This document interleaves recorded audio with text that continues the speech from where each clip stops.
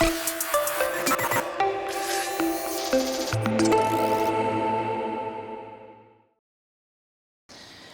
actually, initially, I thought that it would be an easy way to chair this session because only 2 of presenters in. But now I was told that we will have 4 of them. Just to make it fast. Oh, but because it's first time that I keep mic, I just want to thank you again, Mel, Aurelia, and local organizers. And tomorrow I prepare one slide. My last slide is about what you did together in my activities. I was surprised that just thanks to your motivation, how many activities I had during the last 2 years. But it will be tomorrow, just take it as an invitation for tomorrow, last session, a poster session. Anyway, so today we will start with Magdalena, and it's also actually a difficult topic because it's about rising and falling, but according what I saw in your poster, now it's a falling curve. So I hope that you will explain whether it's pessimistic or optimistic. Thank you. The floor is yours. You can use this mic. Thank you very much. Thank you for this opportunity to share with you the insights. You can get closer. Yes. Thank you for the opportunity to be here and share with you the insights from this pilot study. So we were curious, what were the barriers behind the decrease of the production of empathy-building immersive experiences? So this is just a pilot study that I hope will be the introduction to the deeper approach. So please feel free to comment on the methodology and further steps. So first we started with quantifying the trend in order to be able to better understand the trend. And finally, it will be the open question that maybe connected with of AI and metaverse will be another the next iteration or the new frontier of building empathy immersive experiences.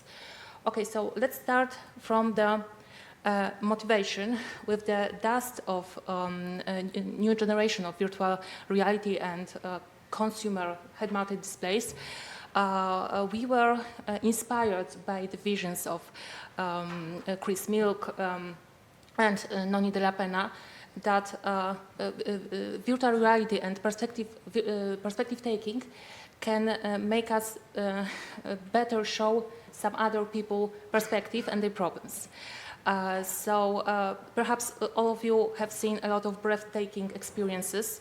I personally saw a lot of people with tears in their eyes after taking off the headset after some of those experiences. Even on the most famous film festivals, we could observe that there emerged separate sections for immersive experiences. We saw Robert De Niro wearing a head-mounted display with some immersive empathy-building experiences. And what happened next? When we show on the statistics, there is a clearly decreasing trend of production of this kind of experiences.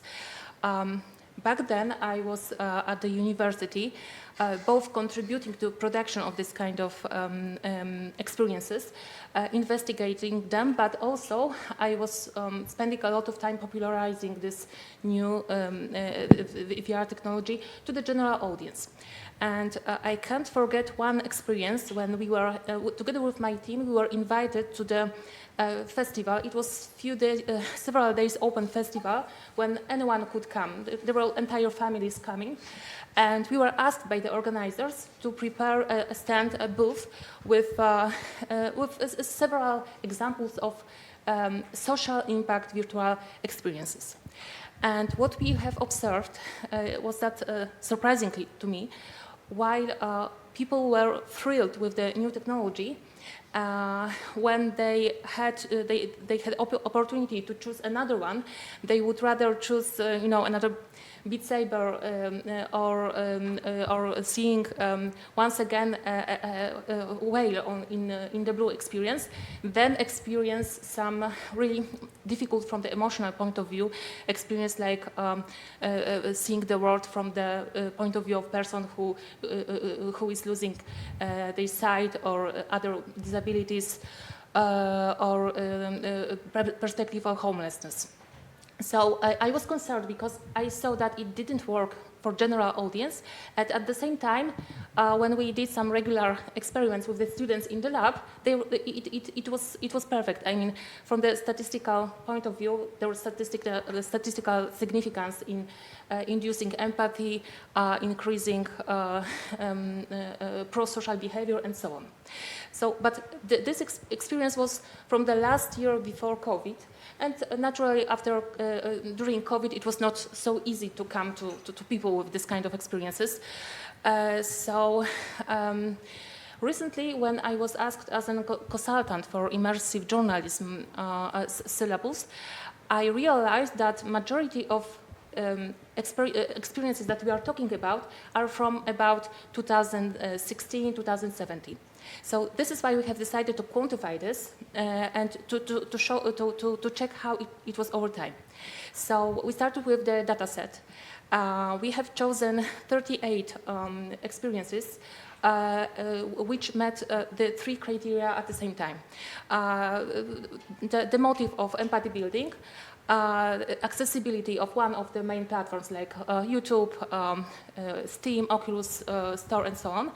And the third one, which was one of the barriers, because the public availability, because there was a lot of wonderful experiences which were only in some described as, for example, present several years ago, but they were not available anywhere in the web. But we are interested in the social reception of this kind of experiences. So this is why the public availability was one of the criteria. And we have collected the database of the metrics, like the problems that were addressed, the style, interactivity, methods, numbers of views, numbers of comments, in order to first do some descriptive statistics, and later we plan to dig on, for example, to the comments with NLP methods to do some sentiment analysis and theme analysis to better understand what's going on under them. So it's just a working classification, but we divided them into several thematic categories. We checked how it went in time. So you can see the clear peak around 2017, and then it was decreasing from year to year. And one of the reasons may be the form, because majority of them was non-interactive 360 videos, while now the audience may expect more interactive, interactive ways. And also the platforms of distribution was not so obvious, but because majority was available on YouTube. Only some of them on Steam or Oculus Store. The average duration was about 8 minutes, and for something which is not interactive, I think it's the maximum time that audience can handle with this kind of experience with emotional labor. Maybe I will go to the reasons. For now, we have some hypotheses what could lay behind this decrease from both the technological point of view, like the cost of hardware, the cost of production of this kind of materials, but also limited internet connection bandwidth around the world, but also the emotional labor that I have mentioned, that the person must handle the emotional impact of this kind of experience, which may be quite troublesome. And it's much more difficult to quantify than, for example, internet connection over time, which is easily accessible data. So we believe that the concept of VR as ultimate empathy machine is not that, but probably, and we will see it after digging more into the data and comments, that we need to new paradigms to engage our users, our audience, into this kind of experiences to make the impact that it really has potential to have. So maybe with AI, maybe with AI agents, it will be possible. So thank you very much and for your attention. And if you have any ideas or you would like to contribute to this study, please contact me because we are there are several scientists from social sciences, journalists and engineers who joined us in order to help us make the study more complex and join different perspectives. Thank you very much. Thank you.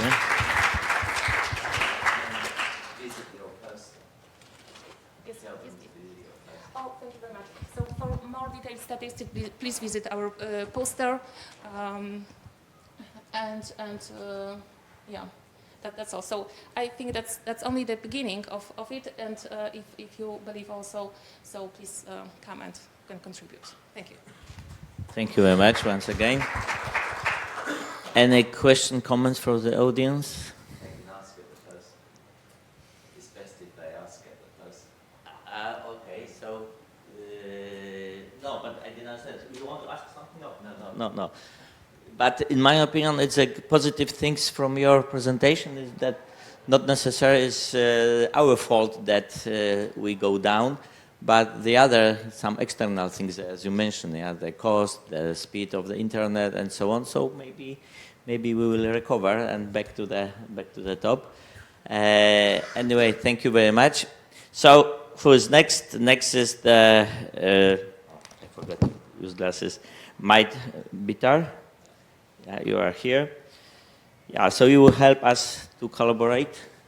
Even despite the big distance, yes? Thank you. If I'm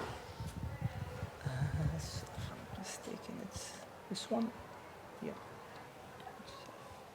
11. Control L. It's not F11. Full screen? Yeah. Okay. Hi, my name is Majd. I'll be presenting my PhD. I relatively started in like 6 months before, so everything that I'm going to present is up until now, and I'll be happy to discuss any point that I'll present today with you, if you're interested. So my title of my PhD is Keeping Collaboration Along Transitions Between Places in VR. What does that mean? I'll give some context. So there are two major context examples I can give here. One of them is having a collaborative field study. So like imagine a class that wants to learn about the different climates around the world in a geography class. And we can imagine a scenario where they're having this session inside of virtual reality, where they can go and explore the Antarctica or the pole, the North Pole, and then they can transition as a group, maybe guided by the teacher or not, to a tropical island, and then they are experiencing two different environments while maintaining the feeling of a group. While one other example could be a group of professionals where they're designing or urban planning a certain city, and they have the city visualized in virtual reality, and they want to transition along the same city, but from one end to the other, while still maintaining the collaborative work between them. So in these two examples, if you experienced collaborative VR experiences before, you see that a lot of, like the current state of VR, there's a lot of problems that happen when we imagine such scenarios. And my PhD tries to first break down what are the different interactions or focus points that we want to care about with regards to these examples. So the first focus point is how can we navigate inside the same environment while maintaining being a group, so such that if we are a group of 3 and we want to go from point A to point B inside the same environment, how can we achieve that? the literature, mainly the main works in the literature and the state of the state of applications at the moment focuses on the passenger follower method, which is like you define a leader for the group and the leader defines how the group navigates. But then this reduces the agency and the control of your own character or your own avatar. So how can we imagine scenarios where everyone can freely navigate around while still navigating as a group? And this also proposes a lot of questions with regards to how a group is defined and how can we dynamically or statically define groups in these environments. The other focus point is how can we transition as a group from one environment to the other. So imagine that we're inside the tropical island and we want to go to the North Pole now. How can we navigate while still maintaining collaboration from one point of view and having social presence and feeling like we are still a group while doing this navigation? We can imagine, and there is a lot of scenarios that we have to take into consideration. One major scenario, what if we are a group of 3 and we individually transition, which is the current state of most applications now, and one of the group members has some kind of technical issue or internet delay, and now he's like the two members already joined the second world, but he's still transitioning, and then maybe they will move around and start exploring the world without noticing that the third person is not with them, and then he transitions again, and then they're separated and they have no form of knowing where they are or how to communicate with each other. So how can we approach that? So that's on the more technical way on how to transition. But then there is the questions of how social presence and navigation correlate. So how social presence actually affected by navigation is a huge question.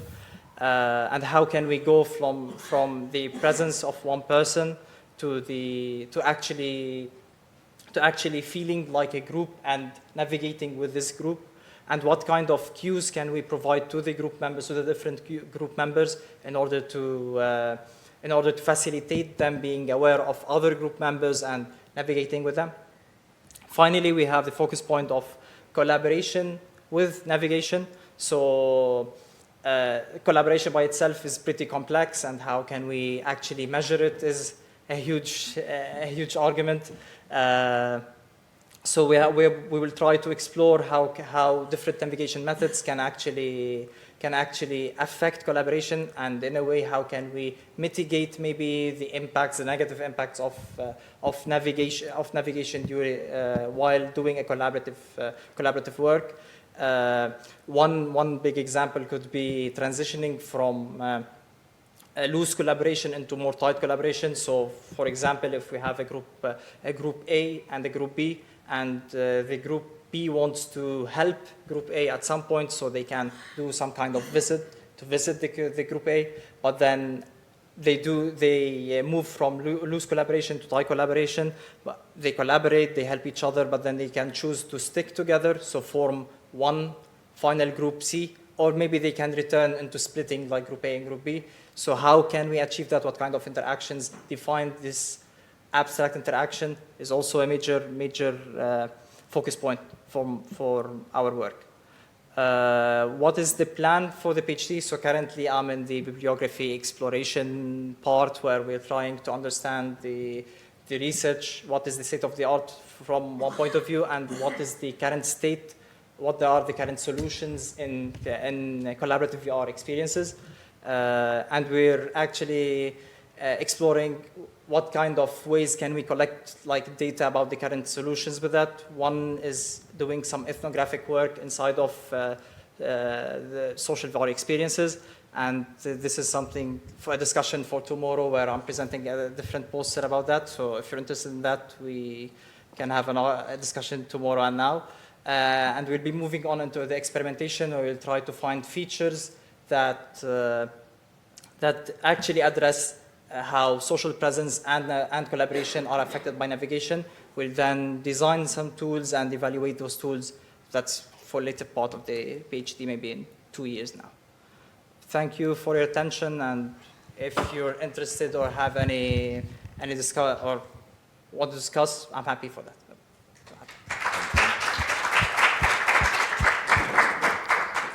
So again, any question, comments?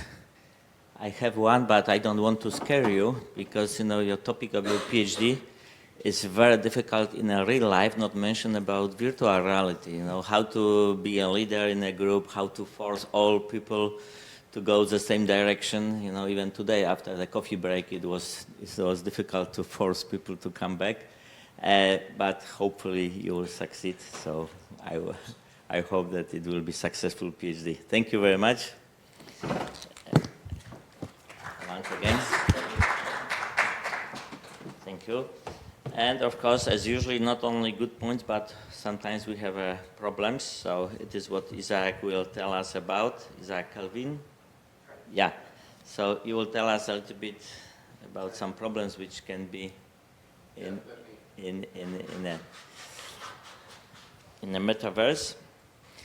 But meantime, actually, what was how about the leader? Where is he about the PhD? Over there. So the leader was a solution to group to lead the groups. In a lot of current scenarios, like in museums, for example, you will have the guide as the anchor of the group, so he's the main leader, and when he decides that the group moves, everyone moves with him. So basically, it was a good solution. In real life, a good leader helps a lot. Yeah. Okay, so it was just to give you time to open your presentation. Please go ahead. Thanks. Hi, I'm Isaac Calvis, a PhD student working at the Event Lab and DDBabs, and I will present today the experiment interview harassment, which is part of the II European project. So to start, I want to talk about gender harassment, which is the main topic. It's a significant problem in modern societies, and we are seeing how this problem is replicated in the environments such as the metaverse, and not only with the typical ways of harassment, but also with new ways, thanks to the unique capabilities of XR, such as haptic devices, artificial intelligence, and personalized avatars. So in this study, we explored the golden rule embodiment paradigm, which has been proved effective in other contexts, such as racial bias, in an experiment that Mel did. So in this experiment, we recreate a virtual office simulating the metaverse. It's not a real metaverse, but we simulate it in the context of a job interview. And we want to check if we can reduce the gender bias of male participants. And also we want to check that if experiencing harassment in an interview from the first person perspective of the victim can trigger and activate a bystander reaction. So what's the golden rule embodiment paradigm? The golden rule is this statement that basically says, don't do to the others what you don't want them to do to you. Sorry, it's kind of messy. But that's like the negative statement. So we approach to the positive one, that it's like treat others as you would like them to treat you. Okay? And we add the embodiment paradigm, that it's basically because in VR you can directly experience the harassment you caused or that you were complicit, embodying the perspective of the victim. So that's the technique we use. So the methods. We developed a VR experience consisting of 3 scenes: an interview scene, an embodiment scene, and the cafeteria scene. I will explain them now. Just mention first the embodiment scene. It's just a classical embodiment scene where you can look at your avatar, you can do some embodiment exercises, and we do also the NPR questionnaires in the embodiment scene. And now I will explain the interesting scenes. The participants will start in the interview scene, where they will experience how a colleague that is close to him will harass a woman that wants to join the company. So basically you see the harassment in a third-person perspective. And then we replay the same scene, but you embody the female avatar, so you experience the harassment in first-person perspective. There are important notes here that first of all, we use lookalike avatars, so the participant has an avatar that looks like him. And also, during the first scene, we record everything, like the movement, the voice. So when we do the second scene and you are embodied as the female, you can see yourself doing exactly what you did before, the movements and the voice. And after 1 week, the participants should come back to the lab, and we will do another scene, which is based on a cafeteria, that basically it's also another metaverse context with more avatars doing stuff there. And the participant will experience how the colleague harasses again the woman. That's like the structure of the experiment. So basically we have two groups. The experimental group, that is what I explained now, a group that will experience the harassment. And then we have a control group that they just have a job interview, but it's professional, like everything goes fine. So basically the content of both groups, it's the same. The structure of both groups is the same. They do the interview of the point of view of the woman, and then they do the cafeteria. The only difference is that the first interview, in the experimental group, there's harassment. In the control group, there's no harassment. So our methods are, we use standalone immersive virtual experience using Oculus Quest 3. We use hand tracking, we record movement and voice, and we use lookalike avatars using character creator 3. The measures we use, it's in VR questionnaires that, as mentioned before, we do it in the embodiment part, and at the end, I mean, depending on the questionnaire, we do it at one moment, not at the other, but we use embodiment questionnaire, presence questionnaire, and self-assessment mannequin to check the arousal that it's feeling the participant. And we also use lexical decision task, sexual harassment attitude scale, ambivalent sexism inventory, and social disability scale to check the bias of the participant. Here I show some images of the experience. Here you can see the interview scene that basically imitates like a normal office. There are more avatars in the background. In this picture you cannot see them, but you can see like some avatars walking and talking, so we recreate this metaverse environment. And then we have the cafeteria, which is the same. You have like, in that case, the harasser and the woman, and we have like some avatars in the background and stuff. Here you have the embodiment scene, which basically consists of a mirror and some exercises to increase embodiment. Also, this avatar, it's not a participant, it's a neutral avatar. And you can check a questionnaire that we use inside. So, the expected results, I mean, first we expect, we expect that the group that experienced the harassment will reduce both the implicit and explicit biases. And we also expect that the group that experienced the harassment will have like a more active and frequent bystander reaction in the cafeteria scene. It's important to mention that. I mean, the control group and the experimental group both will have the same cafeteria scene experiencing harassment. So we expect the experimental group to be more active in that cafeteria scene. Here you have some references and acknowledgements. And thanks. It has been a super. So as usually, ask any comments, question. If not, as usually, I do have one. Listen to such a tool, looking for such a tools, I feel a little bit, how to say, confused that we still need such a tools. I think that we as a human being, we shouldn't have such a problems, and I always wondering when it happened that when we born, we are, I assume, good person at the beginning, and who changed us that we have to be taught normal behavior, yeah, and then unfortunately, at some point, something happens. Not necessarily at home, usually at environment, but unfortunately, such tools, I think they are needed in our society. And important. So thank you very much. Yes, again. Oh, we are still on time. So I forgot at the very beginning to tell that we have 10 minutes per person, but somehow you felt it. Okay, so the last one is Noah. Richard, yes, is here. Now, it will be something that I will be able to tell a little bit more, so be aware about my comments at the end. So it is how metaverse can help in medicine, help to medical practitioners. Thank you. Okay. So, I don't know if you can hear me well enough like that, because I'm kind of tired of sitting down for the whole day. So I'm Noah Rector, and I just started my PhD like barely a month ago. So this is very the beginning and the abstract of how I think I should orient my research. And if you have something to say to me, I would gladly accept it at the end to actually learn You can make more. Full screen. Is it for? Yeah, it's not full screen. Or right click and you will find the menu in the right, somewhere here. I can't read. Full screen. Which one is full screen?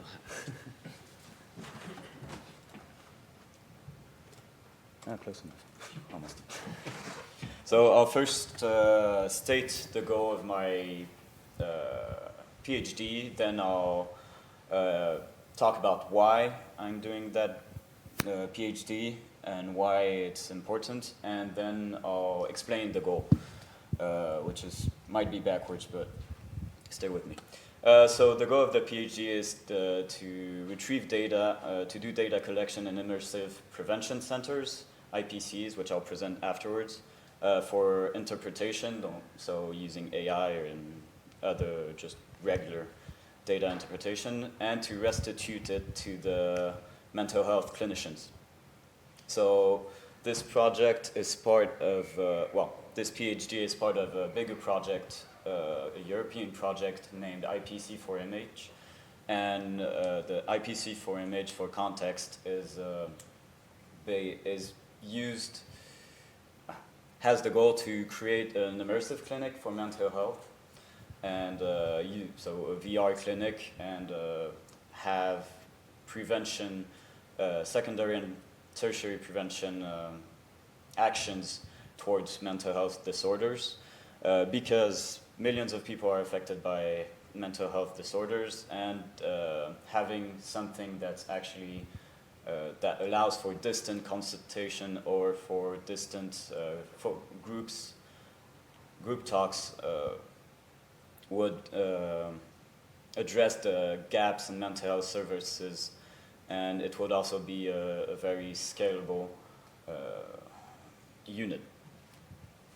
So I just explained the immersive prevention centers, and sorry, can you see? Let me study. Yeah, so I just explained that.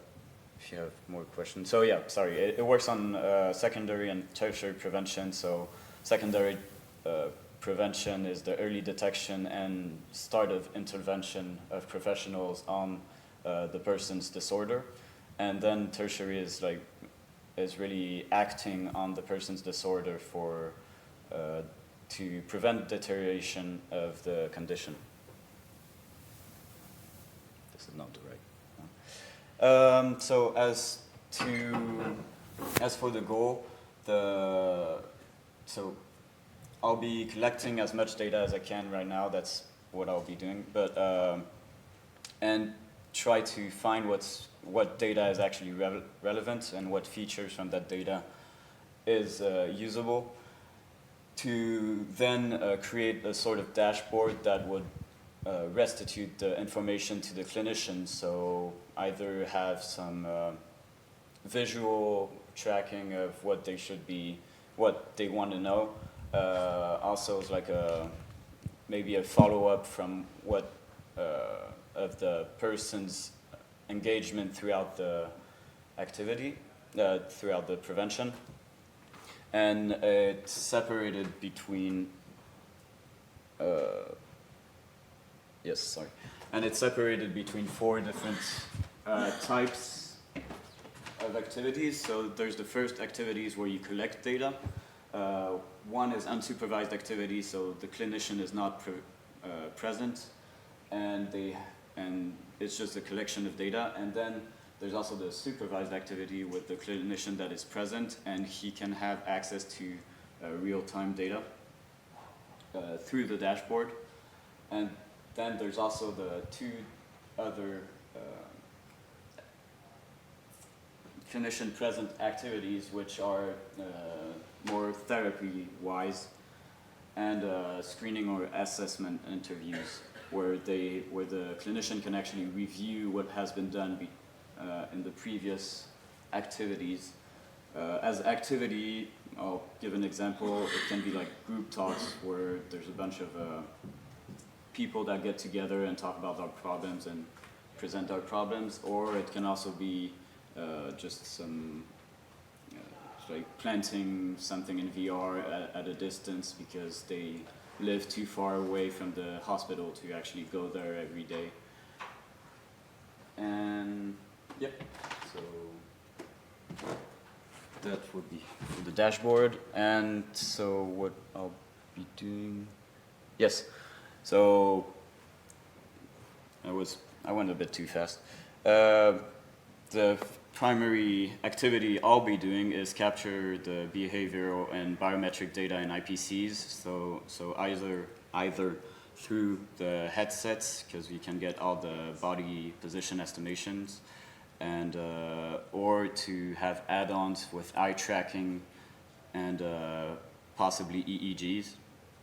And then I'll interact with the clinicians to identify the relevant indicators and like take out any information that's useless and takes too much space, and really focus on what should be used for the help of diagnosis and or screening and assessment. And then I'll be trying to build the clinician-focused dashboard using some the UX methods.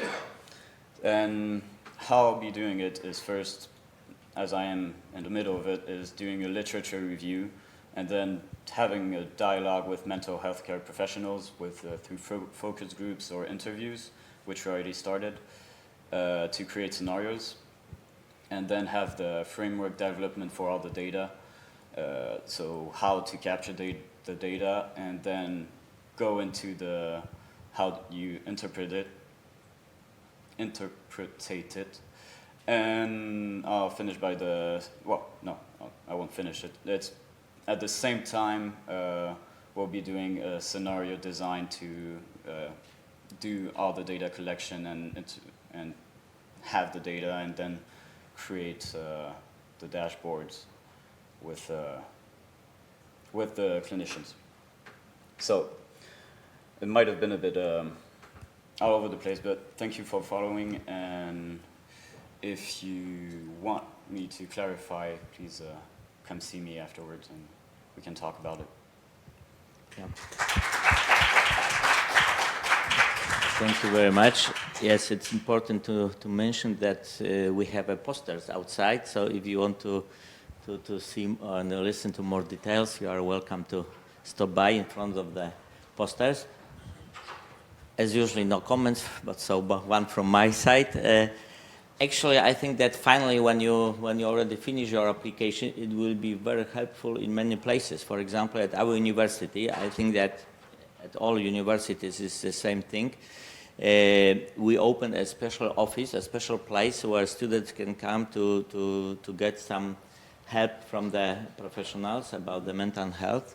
And I think that this meeting in a virtual world could be even more comfortable for students. It will be, I mean, at least in my case, probably I would feel more comfortable because it will be, at least I was thinking, it is more anonymous for the patients.